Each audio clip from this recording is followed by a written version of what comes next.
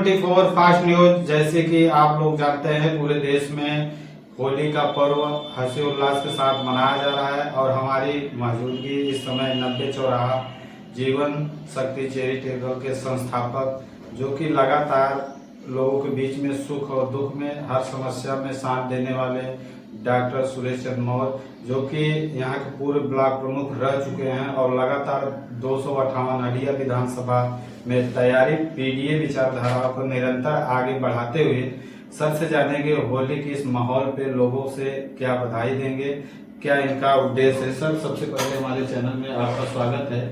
कल होली का पर्व पूरे देश में मनाया जा रहा है, इसको लेकर सर क्या कहेंगे? सबसे पहले तो आपको नमस्कार और आप पत्रकार बंधुओं को होली की ढेर सारी शुभकामनाएं।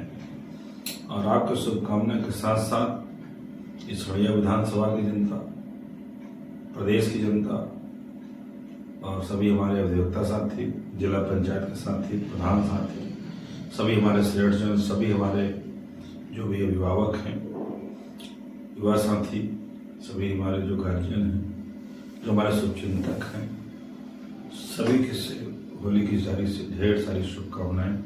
और होली को शांतिपूर्वक आपसी भाईचारा के साथ मनाएं। हुड़दंग की होली न खेलें। आजकल कलरफुल रंग भी आ रहे हैं, जिससे किसी का कोई नुकसान न होने पाए।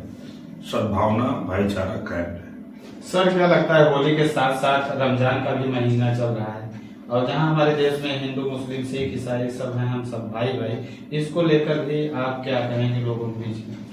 ये भारत के लोकतंत्र की शोभा है और भारत के में रहने वाले, चाहे हिंदू हो, मुस्लिम हो, सिख हो, ईसाई हो, सब लोग एक साथ मिलकर त्योहार मनाने का काम करते हैं। और इस रमजान का पवित्र महीना भी चल रहा है। रमजान भी लोग मना रहे हैं और जिनका जो धर्म है उस धर्म के हिसाब से काम कर रहे हैं। लेकिन ये यहाँ की हिंदुस्तान की शोभा है कि सभी लोग मिलकर एक दूसरे के तीज त्योहार में शामिल होते हैं। सर, यह एक प्रश्न है। जैसे देखा जाए, लोग निरंतर अपने जीवन में संघर्ष करके जो आगे निकलते हैं, लगातार आपने अपने इस अनुभव में राजनीति के साथ साथ और डॉक्टर का भी कार्य कर रहे हैं, इसमें क्या लगता है कितने कठिनाइयों को सामना करते हुए आज इस मुकाम तक पहुंचे? नहीं, देखिए, किसी कार्य को अगर मन से आप कर रहे हैं तो कठिनाइयां तो संसार में, अगर आप जीवन यापन कर रहे हैं और कोई भी कार्य करने चल रहे हैं तो कठिनाइयां, सरलता, काम होता रहता है, आगे पीछे चलता रहता है। लेकिन अगर आप किसी चीज की दृढ़ प्रतिज्ञा कर लिए हैं, मतलब किसी कार्य की सफलता ये दर्शाती है कार्य पूरे मन से नहीं किया गया, लेकिन किसी भी लक्ष्य को प्राप्त करने के लिए दूरदृष्टि होना चाहिए, पक्का इरादा होना चाहिए, कड़ी मेहनत होनी चाहिए और साथ साथ अनुशासन होना चाहिए। उसी हिसाब से हम लोगों, एक किसान के बेटे हैं, मेहनत करते हैं, अपना कार्य करते हैं, जिससे हमारी रोजी रोटी भी चलती रहे और जो हमारे शुभचिंतक हैं उनका भी हम लोग सुख दुख में शामिल होंगे। सर, क्षेत्र में सबसे ज्यादा चर्चा रहती है कि डॉक्टर साहब काफी शिक्षा में, स्वास्थ्य में काफी सहयोग भी करते हैं और लोगों के बीच में यह संदेश देखने को मिलता है कि लगातार आप पैसा हो या ना हो, लोगों के बीच में इलाजों का जो समस्या होता है उनका, लोगों का भी इलाज कर देते हैं। इसको लेकर लोगों से क्या करें? निश्चित रूप से अगर आप मनुष्य यौन में जन्म हुआ है और आप के अंदर तनिक भी संवेदना है किसी भी प्रकार की, तो लोगों के सुख दुख के साथ साथ जो बन सके लोगों का सहयोग करना चाहिए, जितनी अपनी हैसियत हो। और हमारे माता पिता ने ये सिखाया था कि जो भी कोई भी अगर प्राणी है, दुख में है और किसी की सहायता करने से उसका कल्याण हो जाए, तो जो आपकी हैसियत है उस हिसाब से आप उसकी सहायता कर सकते हैं। उसी हिसाब से हम लोग कार्य करते हैं कि हम लोगों के यहाँ से कोई भी निराश होकर न जाने पाए। बाकी कोई हम प्रभु नहीं है, लेकिन कोशिश रहती है कि सबका भला किया जाए। सर, देखा जाए ज्यादातर या मरीजों में सुनने को मिलता है कि काफी डॉक्टर्स होते हैं जो मरीजों के साथ गलत तरीके से पैसा लेते हैं, उनके लिए क्या संदेश देंगे? ऐसे सुनने को मिलता है। नहीं, ऐसा नहीं है। देखिए, इस समय जो पेशेंट है, पेशेंट में परिवर्तन आया है। पेशेंट जब मरीज को एडमिट करता है दूसरी बात करता है, और कोई डॉक्टर भी अपना कर्म करता है। कोई डॉक्टर ये नहीं है किसी को अगर सीरियस है तो डॉक्टर ठीक ही कर देगा। ऑर्गन फेलियर में जा रहा है आदमी, कार्डियक अरेस्ट में है, तो वापस भी आ सकता है, नहीं भी आ सकता। तो पेशेंट जब एडमिट करता है तो पेशेंट कहता है कि जो करिए ठीक करिए, हम आप साथ हैं। लेकिन गलती से अगर कोई मरीज साथ ट्रेजेडी हो गई, मरीज को नस सुधार आया, मरीज स्टेबल ना हो पाया, तो वही पेशेंट का अटेंडेंस बुरा बर्ताव भी करने शुरू कर देता है। हम ये नहीं कहते कि सारे पेशेंट के अटेंडेंस वैसे हैं ना सारे डॉक्टर वैसे हैं। हो सकता है वो डॉक्टर भी ऐसे किए होंगे, लेकिन अब डॉक्टर को जो पहले था, डॉक्टर को लोग भगवान समझते थे, अब डॉक्टर को लोग ये समझते हैं कि क्या जाएंगे तो पैसा कमाने के लिए अस्पताल चला रहे हैं या डॉक्टरी कर रहे हैं, जबकि ऐसा देखने को नहीं मिलता।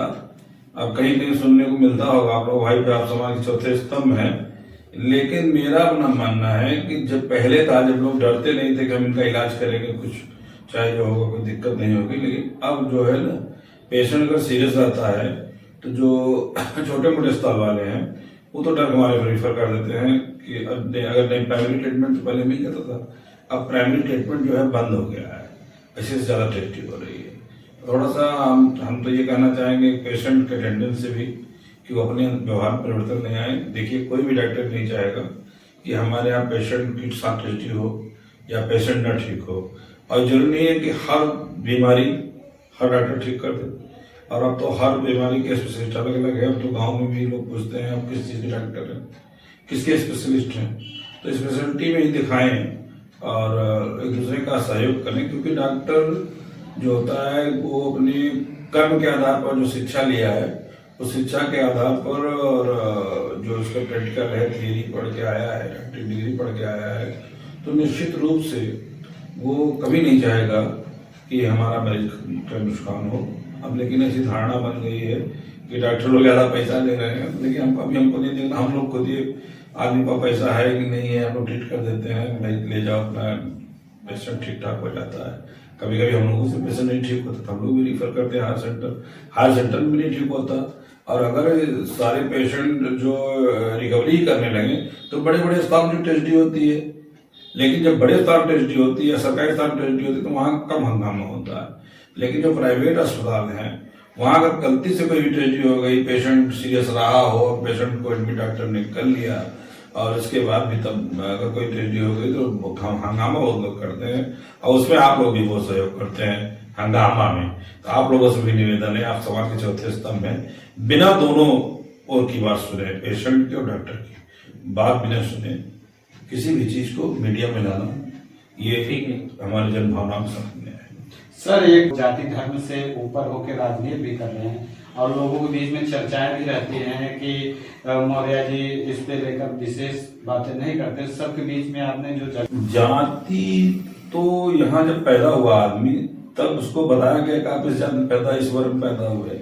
आदमी जब पैदा होता है, किसी भी जाति धर्म का आदमी हो, चाहे हमने भी शुरुआत में चर्चा भी किया, हिंदू मुस्लिम सिख ईसाई, किसी का जो ब्लड होता है ना, जो ब्लड है, खून, वो हरा पीला नहीं होता, लाल ही होता है। तो जब आदमी पैदा होता है तब तक उसको नहीं पता रहता है कि हम किस धर्म किस जाति में पैदा हुए। जाति धर्म तो यहाँ बनाया गया, विशेषकर हिंदुस्तान में जाति धर्म से ऊपर उठकर लोगों को काम करने की जरूरत है। और मेरा अपना मानना है, कुछ ऐसी विसंगतियां समाज में भी आ गई हैं कि आप फला जाति में पैदा होंगे तभी आप ये बुद्धिमान कहे जा सकते हैं, और नहीं तो अगर आप लोअर क्लास में पैदा हो रहे हैं तो आप बुद्धिमान नहीं हो सकते। ऐसी जो मान्यताएं हैं उससे ऊपर उठकर काम करने की जरूरत है। लोगों को जो ये सामाजिक विषमताएं हैं उस पर भी काम करने की जरूरत है। और यहाँ तो हिंदुस्तान में जहाँ हम लोग पैदा हुए हैं, देख रहे हैं कि अपर कास्ट, लोअर कास्ट, दलित, पिछड़ा, अल्पसंख्यक सब बना दिए हैं। ऐसा नहीं होना चाहिए। इंसान की कोई जात नहीं होनी चाहिए, लेकिन जाति व्यवस्था के अंतर्गत हम लोग भी लपेटे जा रहे हैं, तो क्या कर सकता है आदमी। लेकिन मेरा अपना मानना है कि हर आदमी इंसान है, और हर इंसान को, और हम तो हर मीटिंग भी कहते हैं, जब नाम सभा हुआ करते हैं, मैं तो सबसे कहता हूँ कि जातिवाद की बात बंद करो, जातिवाद छोड़ो, समाज जोड़ो। अगर उसमें भी कोई दिक्कत है, मित्रता कर लो। मित्रता में जात धर्म संप्रदाय आने नहीं आता।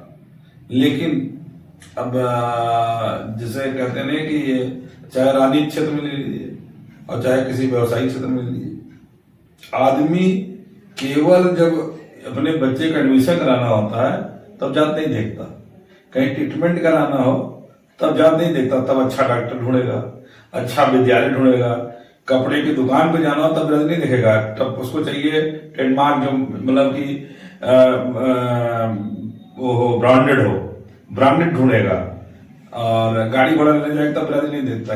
अब हम तो कहते हैं अपने हिंदुस्तान का जो कल्चर संस्कृति है, उस संस्कृति में आदमी को, चलिए जाति व्यवस्था के अंदर का शादी ब्याह हो रहा तो इंटर कास्ट में शादी होने लगा, लेकिन अगर शादी ब्याह करने के लिए ठीक है जात देखना है देख लीजिए, और नहीं तो हम तो कहते हैं कि अब समय आ गया है, ये जो नई सदी है, इस सदी में जात धर्म से उठकर इंसानी के रूप में काम करने के, सबसे आपसी भाईचारा और एक साथ चलने का समय आ गया है, और सबको एक साथ रह करके काम करना चाहिए।